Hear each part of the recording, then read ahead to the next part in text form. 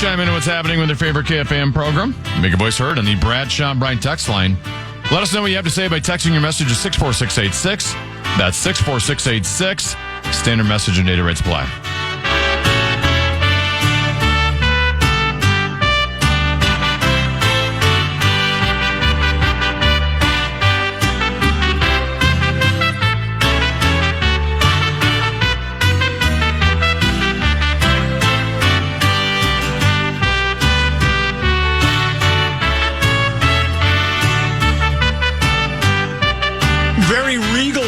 For the return of the legendary Mark Rosen.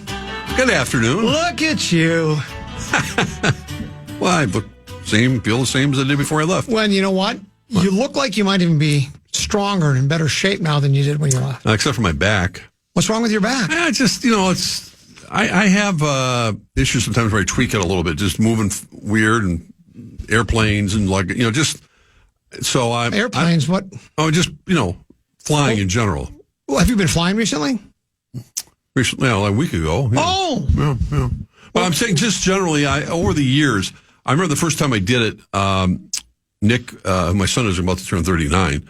I remember he was... I was putting him in when does he turn 39? December 28th. Hey, same... My birthday. Your birthday, I know. yeah. We share a birthday. Yeah. 2 days before Tiger Woods' birthday. Is that right? Mm-hmm. Yeah. So he'll be in town. 8 days after my birthday. Really? Okay. Well, here we are. Mm-hmm. Anyway. But I remember putting him in his little baby stroller or whatever it was, and I remember taking my foot to kind of kick out the back of it, and I remember my back just went...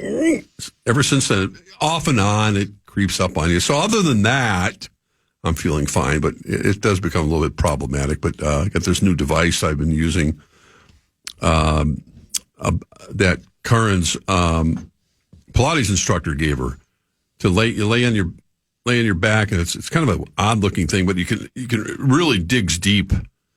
It's almost your own chiropractic service in those spots that get you. So I do that, and I sit and I'll be fine. Well, fine. You look great. I feel fine. I feel good. Yeah. A song by the Beatles, and I feel fine. I feel fine. And let me ask you a question. Yes, sir. I got so much to catch up on. Apparently, it was announced either late last night or early today that Jimmy Butler would like to be traded, and he would like to be traded to a team that has title aspirations.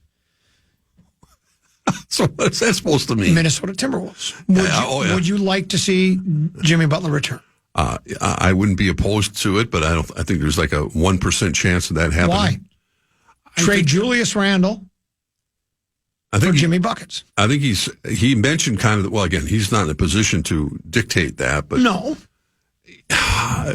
Why does he keep wearing out his welcome in all these places? I don't think he's wearing his welcome. I think he wants to go somewhere and he wants to win. And he wants to win now. I mean, I don't know about that. I mean, he mentioned Houston and all the kind of the usual. So I don't think he mentioned Golden State. I think there were the three teams I saw were all in the West. Okay. And one of them was not Minnesota. No, I think that ship has sailed, as they said. But we had a good time with Jimmy Buckets. He got us to a playoff. What do you make of Cat's not here. What do you make of your? Did you see Bodega Cat last night? I saw that. Yeah, and he was doing the old holding the New York. Good for him. That was cool. I mean, that's what he did. He's damn good at that. He's a great 3-point shooter. So good for the Knicks, and good for Cat. Bodega Cat. Bodega Cat.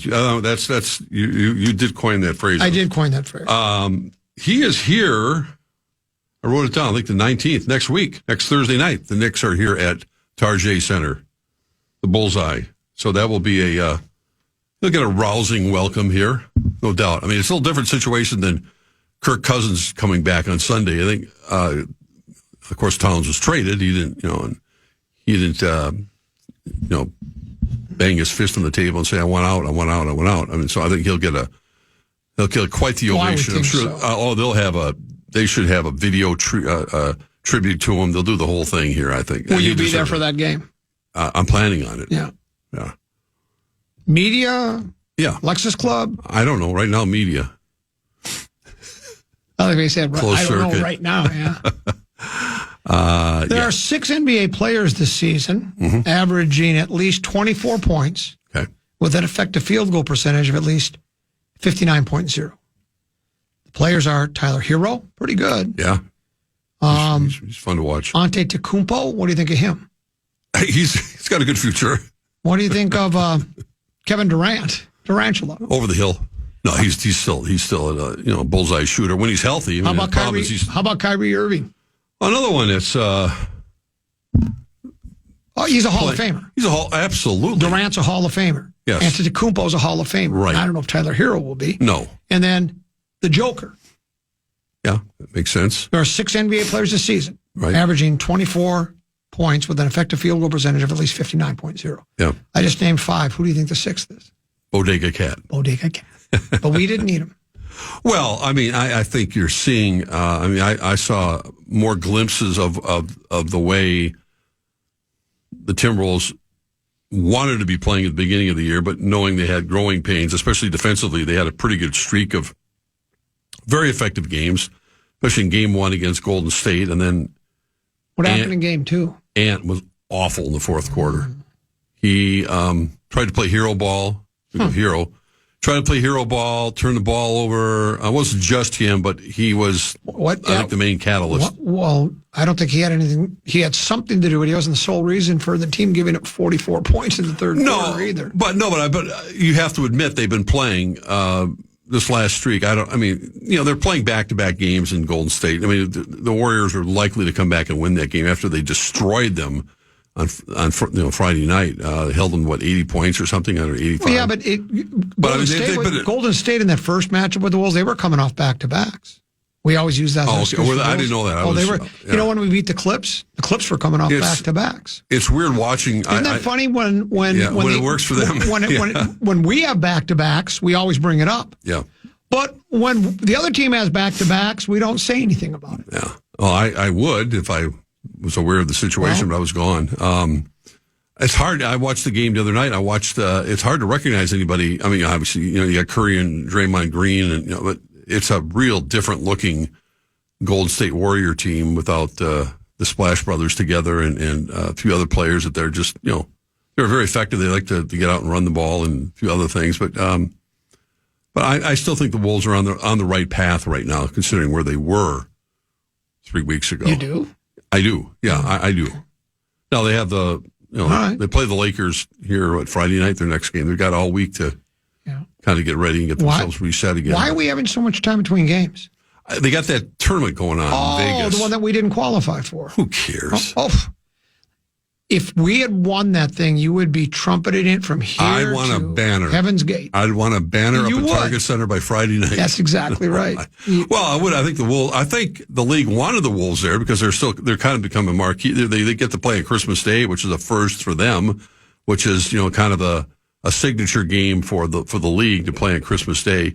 They're playing Dallas on the road. But yeah, I think that their division that they were in wasn't that difficult, and they just were. They caught them at a time when they just were not playing well. They didn't deserve to be moving on to play in Vegas. But I think that's what's going on early this week. So you think we're starting to gel? Well, all is right with the world. Don't worry. Enjoy the season. Once we get to they were playing better. I think the key is their defense got a lot better. Defense got a lot better.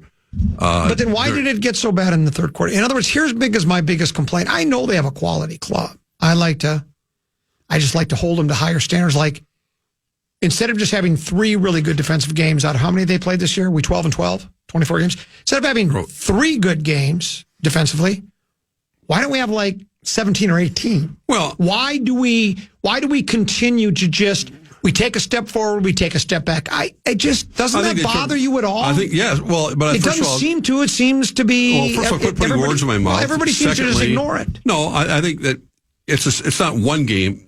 They put together a streak of maybe 4 games where they were playing a lot better. Then they had the one blip the other night, and a lot of it was they were playing pretty well. You're right. Third quarter was bad, but the fourth quarter was worse, and Ant was a lot responsible for that. Yeah. He just was. You give him kudos when he can take over a game, which is often, but the other night he was awful. That's just a fact. I'm sure he'd be the first to admit it.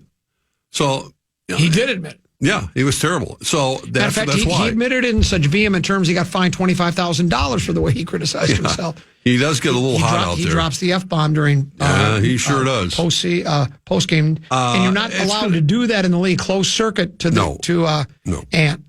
It's going to be a lot better, a lot different look to this season, a lot different look to the Western Conference, and like I said, let's just we're almost there. We're almost, to Christmas time where things start to maybe crystallize a little bit more. Okay. And I think we'll have that discussion after we hit the first of the year and see where this team's at. I'll take your word for it. Okay. I'll listen to you and say the Wolves are fine. They're starting to gel. Well, they may not be. I'm just saying, I'm talking about the schedule and where we're going to be. But I do think it's going to, the process that was going to take some time, at least was starting to show some improvement from where they were. Let's continue with the basketball topic. Your Gopher club last night got destroyed by Indiana. It was close early. Then Indiana kind of we got cold off, really cold offensively. I got to tell you, how much I've loved. I'd say when people ask me what was your favorite sport to cover, I'd have to probably say Big Ten basketball overall. Going to Williams Arena, covering those games, going back to McHale and Randy Brewer and Flip Saunders and Michael Thompson. I mean, go through all the line, all the way through the Bobby Jackson, and era here, and Sam Jacobson and all those guys. Williams Arena was to Willie Burton, yeah, Jim Shikajansky, right, correct. Kevin Lynch, all those years, the atmosphere on those winter nights was as fun as any atmosphere you could find in sports in the Twin Cities. And it saddens me when I could honestly, I could barely watch the game. I turned it off. When you're not competitive, and when you realize this better than anyone, the sheer number quality of high school basketball players we have in this state, and the pipeline that's been existing for years now, and how Minnesota doesn't have a competitive team is. And I know nil and transfer portal, we got the whole 9 yards, but Minnesota just can't, they can't compete. I know Ben Johnson was all over his team after the game and every right to be as the head coach, but they're just not very good. Yeah. They got Dawson Garcia and then maybe Mitchell once in a while, and that's about it. And as was pointed out by the head coach a couple of games ago, maybe it was their first Big Ten loss against Michigan State. And I had several people say, well, we started 4 seniors. Yeah, but look at it as a team as a whole, it's pretty young. And I think a lot of those guys just, the Big Ten is a very rugged league. It's they're all physical.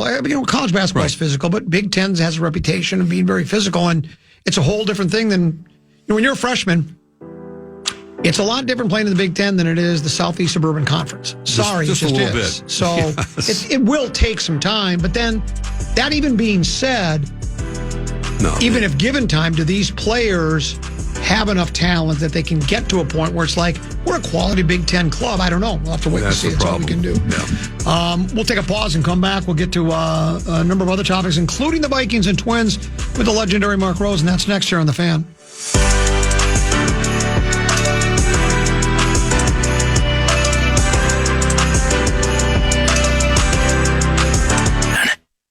Mark Rosen's appearance on the program today is brought to you by your Greater Twin City Honda dealers. The Fan and Shields want to make your holiday shopping a little easier this year. Whether you're shopping for the perfect gift or treating yourself, this is a contest you don't want to miss. Head over to our contest page for your chance to win a $450 gift card. That's KFAN.com. Keyword contest to enter. Couple 13-14 pastime common. He's 10 to be. Mark Rosen here as well. My favorite sporting event of the year is happening right now. Baseball's winter meetings. Boy, they're fun. I can't get enough of it, can you? Headline, Bobby Nightingale writes for Fish Wrap Factory West Side. He's a beat writer for the Minnesota Twins. I think it was just last year was his first year, maybe his second. I think you're right. He covered Cincinnati for a long time. Covering baseball for a long time. Yeah. Headline says, Twins focused on trade market during winter meetings with high bar for any Carlos Correa talks. It's been well established that the Twins, because, they are exploring the intent to sell the team. Right.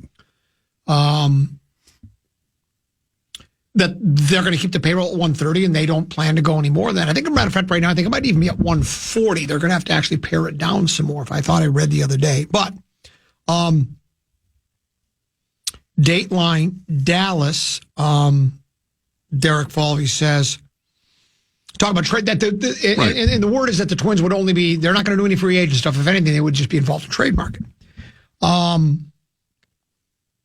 They talk about Soto signing, and it says, with him signing with the Mets, I could help move things along in the trade market. Likely is where the Twins are more likely to make a move to gain financial flexibility. Here's what Derek Falvey Twins president of baseball operations said. There are a lot of conversations happening right now. There's probably our primary focus while we're here, just making sure we're connecting with teams about if their needs are shifting based on different free agent dynamics that have either occurred or feel like they're about to occur with different players. When the conversation, of course, was asked about possible trades, they were asked about Carlos Correa, our highest paid player, shortstop extraordinaire. Falvey says, when he was on the field, and emphasis on was, Correa was our best, one of the best players in the game. He's a leader. He's a key member of the clubhouse. Obviously, you expect teams to call on players like that, especially with where we are and some of the conversations we're having with other clubs. But we want to win, so a high bar is set. That's basically saying we're open for business. If you give us the right offer, we'll go ahead and trade him. If your intention really is to win, I would think you need Correa to win. I mean, I think they can't really, obviously has to stay healthy, but when he has been healthy, he has been their best player. He was instrumental in getting us through the postseason, breaking that 0-18 streak. But if you're saying right now that you're open for business, you're basically saying we're willing to trade him right now if we get the right offer. Well, I understandably so. I mean, what's the point? Well, because if you're trying to win, you can't win without him, I don't think. Trying to win what? Well, win the division. Until their collapse, I understand. They were at a 98.3% chance of making postseason play. They did, and their pitching, they still have the young pitching. But I think it's just a matter of would you potentially trade him for prospects or other younger existing players that are ready to step in the lineup? I'm a ready-made shortstop that doesn't have Correa's salary nor his statistics at the moment. When healthy. I mean, the plantar fasciitis. I mean, the three key players on this baseball team, Byron Buxton, Carlos Correa, and Royce Lewis, spent a great deal of time not in uniform, not on the field, not in Rocco Baldelli's lineup. They weren't playing. And without those three guys playing on a regular basis, this Twins team doesn't have a chance against the better teams in the league because they don't have that kind of quality depth. It's a really odd off-season feeling because, the Twins still, on the right circumstances, competing for the divisional title is within their reach if they decided to go forward with that, with their pitching staff, with hopefully the resurgence of the players I just mentioned, coming back, trying to stay healthy, and then,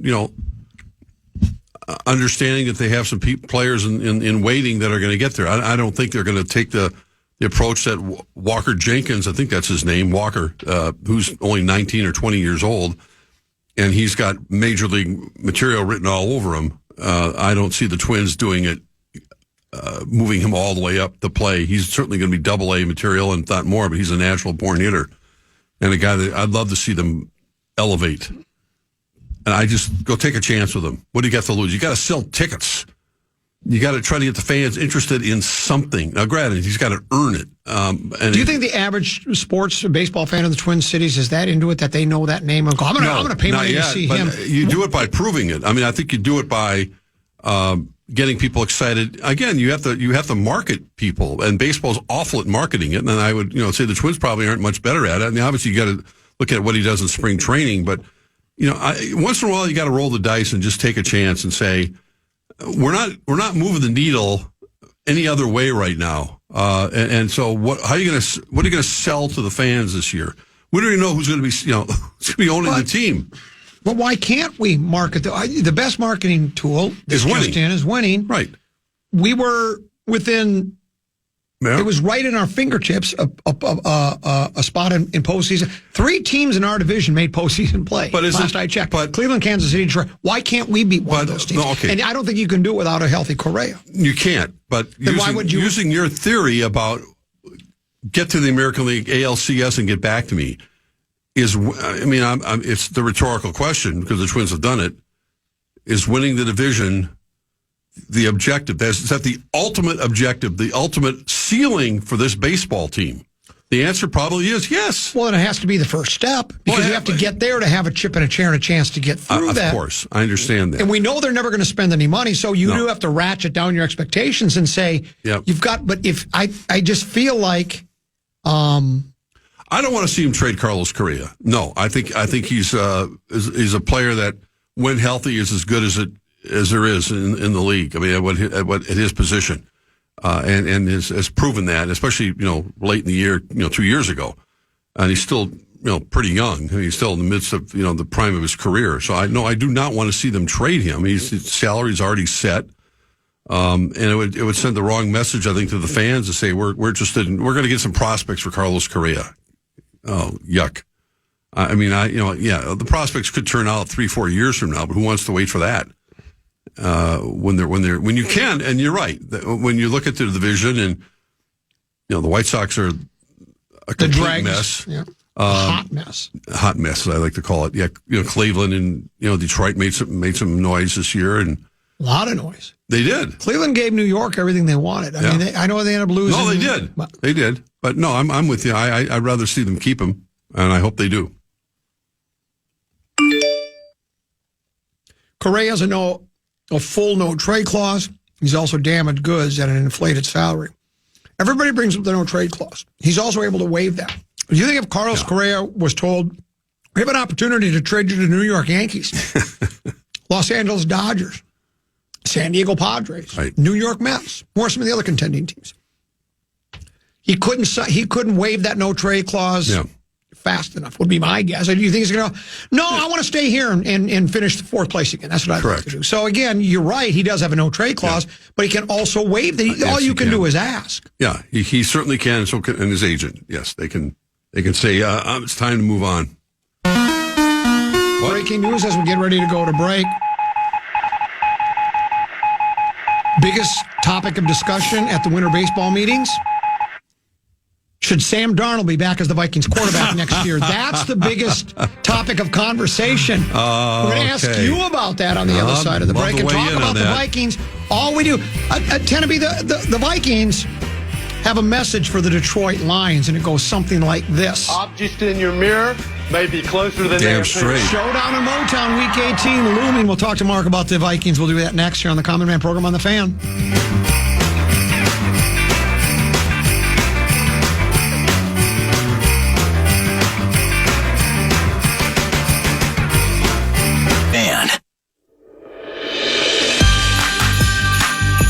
Join the voice of the Vikings, Paul Allen, out at Hy-Vee in New Hope today. Stop by from 5 to 6 p.m. to meet PA and Vikings running back Ty Chandler. Thanks to Hy-Vee and Pepsi, plus a live Q&A event to follow. Get the full details now at KFAN.com. Keyword calendar. Do you have any idea, Tenneby, who wrote that liner? Yes, I do. Could you contact them for me then and tell them they have to add voice of the Vikings and national treasure? Yes. Paul Allen. You can't leave out national treasure. No, it's been well established. LeBron said so. Yeah. Well, do you think maybe he asked to not have that put on there because he gets a little embarrassed by it? Hold on a second. He doesn't like the attention? It's so good. You guys are so cool. Brilliant. He's the one that Paul Charchian said he was embarrassed by it. Your soon-to-be big game world champion Minnesota Vikings, all they do is win. They hosted, it was the much ballyhooed return of Kirk Cousins. Tenneby and I sort of downplayed it because I heard you guys. It's not like Kirby Puckett returning or Alan Page or, you know what I'm saying? I mean, it's like Kirk Cousins. He was good. He won one playoff game for us, quality quarterback. It wasn't like some legendary player and he's had a very mediocre season at best. And I had predicted, when we made our predictions on Friday, I said, this will be a laugher. The Vikings will destroy them. Double-digit victory. Yeah. And, of course, they did. But that aside, Atlanta, they let Atlanta hang around for a while. It was tied at 21. Then they scored 3 in a row. And they continue to dog the Kitties. It's been as good a season as this team has had since the 13-4, and I don't know why I feel better about this team than I do the 13-4 team. It's a better team. You think it is? Yeah, I do. Yeah. I think for lots of reasons they're a better team right now, more mature. I think they're just more in sync with each other, the defense and what Beeflo was doing. Although I will say, and I'll my caveat for right now to say that I think the Vikings are at the moment, still the third best team in the NFC. I mean, they can certainly change with Detroit and Philadelphia. Although, I don't know what this infighting is going on in Philadelphia because of their passing game issues with Jalen Hurts. But, yep. But the issue that I have until maybe Ivan Pace returns or whatever it might be, what Detroit and Philadelphia, the strength of those teams, as good as Jared Goff is their running game. And what the biggest weakness for the Vikings defense right now is stopping the running game. So my biggest concern going into the at least it was against Atlanta. No, it's been that way. Has it? I thought they were ranked fourth against the run right now. No, they haven't been that great against the run. You can look it up. But I mean, of late, no, I think the week before they gave up a bunch of yards. The last 2 weeks haven't been good. Yeah. No, but until then, they've been without Ivan Pace. That's what I'm saying. Yeah. I literally just said that. Yeah, that right, missing Ivan Pace hurts. But they were. But they were ranked fourth in the league against the run prior to. Yeah, and I think that and their defense, as I've said, it travels well. I mean, when you have to go into either potentially going into Philadelphia or Detroit to win a playoff game, in those conditions, in those situations, your defense had better be on its A game. And I think what Detroit does, in particular, obviously Philadelphia's got Saquon Barkley, who's been playing, at the peak of his career in Detroit with that double, kind of that two-headed monster. We call them Sonic and Knuckles. Yes, correct. Sonic. I want you to say this, and don't ever forget, because you'll remember Sonic and Knuckles. Trust me. My prediction, co-MVPs of the National Football League, Sonic and Knuckles. There's no chance of that, but that's okay. Why wouldn't there be? Because they don't, other than Adrian Peterson, they don't give running backs. I mean, Saquon Barkley could be mentioned this year, but it's always a quarterback that ends up with the MVP. You think it'll be Sam Darnold? No, I don't think it'll be. I think he should be getting votes. There's a groundswell of nationally in particular after his performance on Sunday, and rightfully so. He deserves all the accolades he's getting because of the way he maneuvers and finds keeps his eyes downfield, does all the right things that a quarterback that Kirk Cousins had been doing to lead this football team. But remember, just a few weeks ago, he was throwing interceptions, and people were questioning what his big game capabilities are going to be. So it ebbs and flows, and it's of course premature to talk about, and everyone's talking about it anyway, and that's sports, that's the business we're in. What's going to be his future here in Minnesota or elsewhere? Is he going to take a team-friendly contract here to stay here because he loves working with KOC, and that J.J. McCarthy potentially could wait a little longer? Or will he, his agent look at it and go, I'm going to be offered $100 million somewhere to go quarterback the New York Giants or something, It's way too premature to think about it, and I hope, and I can be as guilty of it as anyone else. But in the words of Mike Tice, who was in town over the weekend, enjoy the season. I think that's what we have to be doing right now. I'm not worried about next year and what Sam Darnold's going to be doing. I'm worried about what Sam Darnold's going to be doing right now. I don't really particularly care about the rest of that or projecting all You're that. laser focused. Yeah, you should be. I mean, the Vikings are one of the top 3 teams in the NFC, however you want to juggle them right now. And even weeks ago. Part of my job is to speculate about the future. And that's all of our jobs. And that's okay. There's nothing wrong. There's nothing wrong with that. So then my question is do you sign Sam Darnold to a rich contract? Or do you say... You don't sign him to a rich contract. I think they sign... Well, he's got to give him what... If he gets the team, let's say, to the NFC Championship game, you got to be paying him $25 million for $30 million minimum, don't you? The Vikings are going to have money to spend. Oh, no, plenty of loot. They'll have money, and they can... Kwesi knows what he's doing. I think KOC is going to be signing a contract extension pretty soon here, before the season's out. I think you can look for that, which is going to be a good signal for the rest of the organization and the team in particular to get KOC locked up. It doesn't have to be hand in hand with Kwesi at the same time, but I think he'll be first. But the Darnold stuff will. What's that? Do you think that KOC is the best coach in the NFL? Not until he wins. I mean, he's already won it. He got a Super Bowl ring, but you hesitated there a little bit. Well, I don't know. I mean, it's all. The best coach in the NFL. I don't know. I mean, I think he's certainly one of the top offensive minds in the NFL, and I think that the combination you have to build a staff that works well with each other, and I think his relationship with B-Flow in particular speaks for itself, and the rest of the staff seems that I know a lot of the coaching staff. They're They love working with him. He's a fiery guy. He's got a lot of motivation. He's got the locker room that believes in what his message is on a day-by-day basis.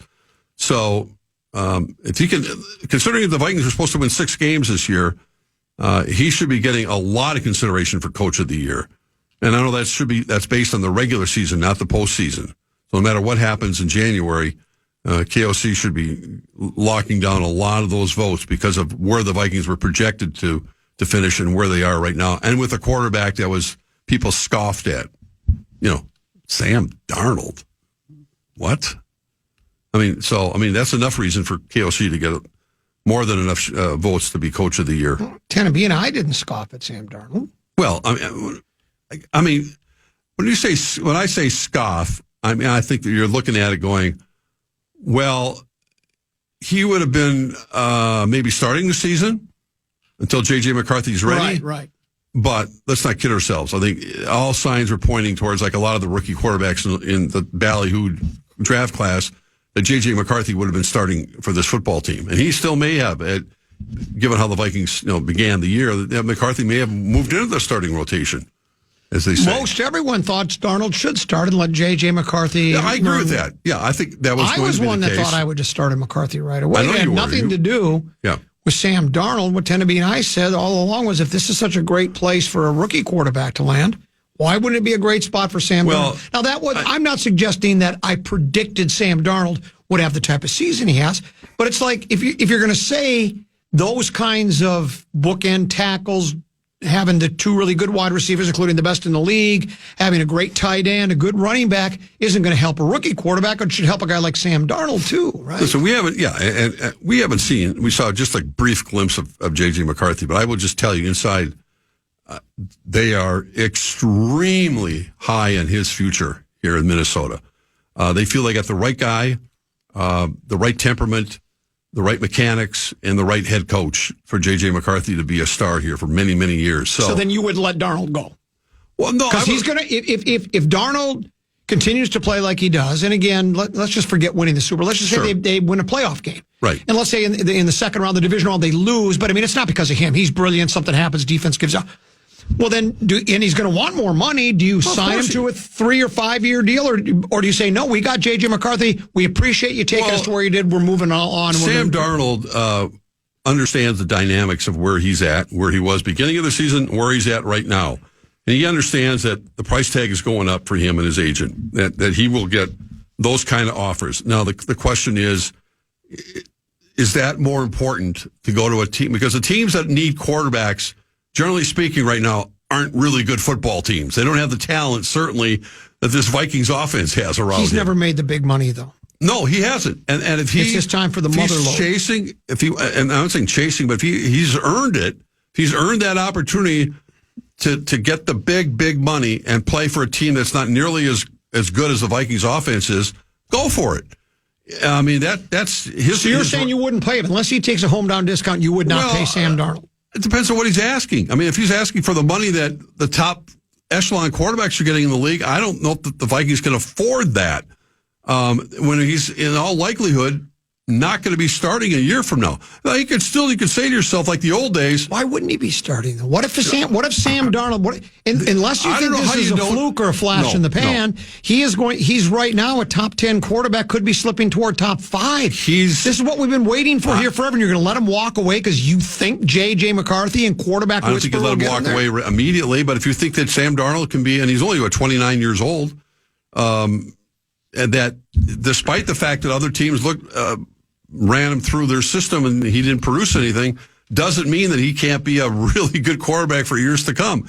It's a tough call to say, I want to invest this much money in a guy knowing that we have McCarthy waiting. In the old days, it wouldn't be a problem because the rookies wouldn't play for 2-3. Well, Jordan Love didn't play for 3 years? Yeah. Well, you could look at J.J. McCarthy and go, well, you got another apprenticeship. We got a guy that we struck gold with. They could look at it that way. I don't. Again, the dollar figure is going to be the interesting thing. Well, that's it. That's the comeback. That the reason the Vikings were able to sign some of these nice defensive pieces And getting Aaron Jones was because they didn't have to invest as much money in the quarterback position. And JJ's on his rookie contract, and he's going to be, he's got a couple more years of that. So, and the Vikings are going to have plenty of money to spend on other free agents. So, I want to say it's a nice problem to have. It is a nice problem to have. And I said that I'm glad you want to speculate on all that. Let me ask you another question. I'm much more interested in what's going to be happening the next month. Let me ask you another question. Who do you think is more responsible for Sam Darnold's performance this year, Sam Darnold or Kevin O'Connell? I think it's a combination. Okay. Do you think he's quarterback whisperer? Well, I think he's really good at. I mean, we saw him work at the Pastronaut last year and others. Well, that worked for 2 games. That's about it. Well, that's about all they could squeeze out of him. I don't want to diminish what Sam Darnold's doing, because the play he made, escaping the pass rush, that everyone was watching over and over and over again with his eyes downfield and finding a wide open Justin Jefferson to get. That's not KOC whispering in his ear. That's Sam Darnold being a great athlete and being a great quarterback and keeping his eyes downfield, where you'd watch a Kirk Cousins even probably get sacked 99 out of 100 times on that play. Right, correct. And I think Darnold deserves all that credit. Now, there have been a lot of system sort of situations and a lot of really good play calling that I think they've worked on, and I think that KOC talked about footwork. You've kind of poked fun at that a little bit. Eyes and the feet. If you have them lined up, you can't go wrong. And there's nothing wrong with that. And I think KOC, it's a combination. But and I think KOC would be the first to admit it. That was just a great athletic play by a quarterback who's got more escapability than meets the eye when you first look at him. You look at Sam Darnold going, he doesn't have that much mobility. But he's got some shiftiness to him, and that's why the one thing that used to bother me about Cousins a lot is that he didn't feel that pass rush coming. Darnold senses it. And he got sacked, 3 times early in the game last week? I think 2 or 3 times. But he bounces back up. He protects the football, number one. But number 2, he bounces back from it, and he does have that escapability. He does feel the pass rush, I think, at a pretty high level. Jared Goff, your guy, is not, I wouldn't exactly say is fleet of foot. He runs when he has to. Don't scoff at Goff. I'm not scoffing at Goff, but I do think that he deserves credit for so many other things that he does well. But I don't think there's a lot of difference athletically between the two, Darnold and Jared Goff. What you got to hand... Well, Darnold's a better athlete than Goff. Yeah. Probably is. Definitely. But what you have to hand... Here's the thing I would say the most about Goff. That was embarrassing for him to be traded. He led a team to a big game, and they said, we don't think you can take us back there. You're not any good. We're going to trade you. Think about it. And a bunch of 2 first-round picks. 2 first-round draft picks to get Matt Stafford. Stafford comes to Los Angeles, wins a big game, and you're over in Detroit going 3 and whatever it was. Right. And he was at his lowest point. There was a story I read about him where this was a story 2 or 3 weeks ago, where 2 years ago when the Lions were like 3-8 or whatever it was, before they went on that run and, won their last 8 games, he was told, coach wants to see you in the office. He thought, I'm getting cut. He thought, that's it. I'm done. It's over. And instead, Campbell gave him the vote of confidence, and ever since it's been pretty good. There have been a lot of great quarterback combinations over the years. Tarkenton Shaw. Now listen, hear me out. Okay, I'm listening. Quazzo Sneed. Oh, my God. Gannon Salisbury. Landry Munson. Oh, you're naming some classic duos. How about this one? Namath Babe Pirelli. Could we go with J.J. McCarthy and Sam Darnold rotating in and out, starting different games depending upon what the opposition is? What do you think? We'd have our own Joe Montana, Steve Young. Joe Montana, Steve Young. That was a pretty good duo. Pretty hard to beat that. 2 Hall of Famers. What do you think? And as Kevin Garnett said, anything is possible, or everything is possible. Anything is possible. Again, that is. There's plenty of time to, and we will be spending plenty of time discussing it. But the complexion of what Sam Darnold's career year is going to look like is still yet to be determined. Last time I looked, they still have some games left. They do have games left. And they got some tough games coming up. At Seattle, we were just talking off air. Seattle's got the Packers this Seattle's Sunday one of the most dangerous teams in football right now. That defense over the past 3 or 4 weeks, it's one of those, I was reading a piece on it where this defensive coordinator is one of those guys. maybe he's in the same vein of Beeflo, where it's like you have to understand so much. You have to know what every other player is doing in order to follow along. And the players are now starting to get it. And this Seattle defense has been really stingy the past under the radar. weeks. And again, unless the Vikings can steal the division away from Detroit, and Detroit has to lose to Buffalo this Sunday afternoon. I think that's the one they have to. They have to give the Vikings a chance of having that last game in Detroit. And given the fact that, the Lions still have to play at San Francisco and the 49ers, you think the 49ers are dead. I don't. Well, they're pretty much dead. Well, I mean, they're on. They're not giving up. They're on life support. Right? I think they're 5-8 or 6-9 or something. I mean, but in order for that game to really have the meaning that everyone hopes it does, Detroit, I think, does have to lose to Buffalo. But you're right. The trap game for the Vikings, I think, is the Seattle game. I think it's at Seattle. Playing Green Bay here, and then going to Motown. If Detroit is going to lose a game, obviously, I think Buffalo is the biggest roadblock. I'm telling you, the Bears. I know you think the Bears had Detroit on Thanksgiving. They did. Now they're going to be at Chicago. Well, and if Detroit doesn't start getting some of these starters back on defense, and they're expected to get they're hoping that by the time the playoff comes along, most of them will be back. Mm-hmm. They don't think Hutch could still get back for an NFC Championship game or a Super Bowl, but that's a long way off. Yeah. Now you're really getting ahead of yourself. But in Anzalone, they think he broke his forearm. Right. They think it's possible he could be back in the next couple of weeks, which would really be pushing it. But these guys all want to play. Of course they do. They want to chase the prize that they should have had last year. Put a cast on it. Eat some dirt and rub a little Robitussin on is all they do. It'll be interesting to see. We got plenty to get to tomorrow. You'll be back tomorrow. Do you want to come back? I can't wait. 2:00. We'll see you then. Yes, sir. That's the legendary Mark Rosen. Tenby, thanks for having me. Hey, great job. Yeah, thanks. And I thought you did a bang-up job as well. We really enjoyed our visit with you today. We're back tomorrow at 12 noon. Stick around. Big Ticket, JG. They're up next right here on The Fan.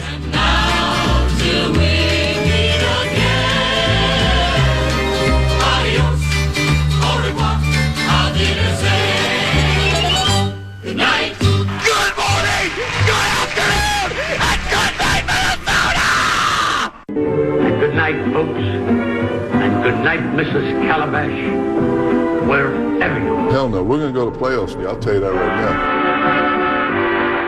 Listen back to any of Common Man's programs by podcasting on the iHeartRadio app or KFAN.com.